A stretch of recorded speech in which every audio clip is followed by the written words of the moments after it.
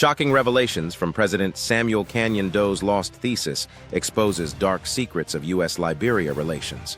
In a groundbreaking discovery that threatens to rewrite history, the long-suppressed thesis of former Liberian President Samuel Kanyon Doe has come to light, revealing a chilling account of America's hidden cruelty towards its supposed ally.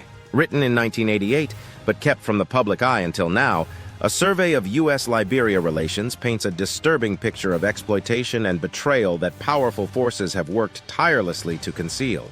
President Doe's explosive manuscript alleges that, far from being a benevolent partner, the United States has systematically undermined Liberia's sovereignty and prosperity for over a century. The thesis provides numerous examples of alleged U.S. mistreatment, including 1. The U.S. has always showed little interest in Liberia's development. They failed to intervene when Britain and France annexed more than 75% of Liberian territory. 2. Doe claims that even as a sitting president, he was barred from discussing or renegotiating exploitative contracts signed in the early 1900s, effectively keeping Liberia in a state of economic bondage. 3.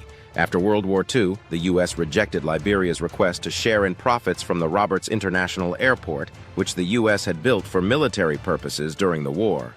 4. Liberia is still repaying the loan for the construction of the free port of Monrovia, despite it having served as a U.S. military installation to support the U.S. 5. The Firestone plantation was a non-negotiable item for President Doe. Historically, loans were paid through Firestone for Liberia.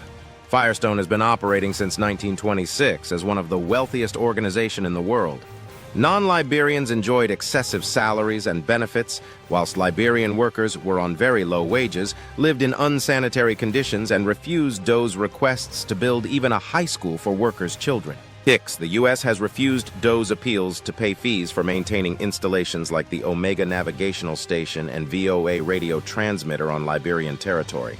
7. Americans in Liberia maintain their own supermarkets and gas stations, bypassing local economic issues and refuse to pay duty on imported goods. 8. The U.S. forbid Doe's government from building infrastructure without their consent, yet they refuse to give their consent. Doe saw infrastructure development as crucial for economic growth. 9. Doe's requests to build new universities in Liberia were all rejected and development of infrastructures were ignored.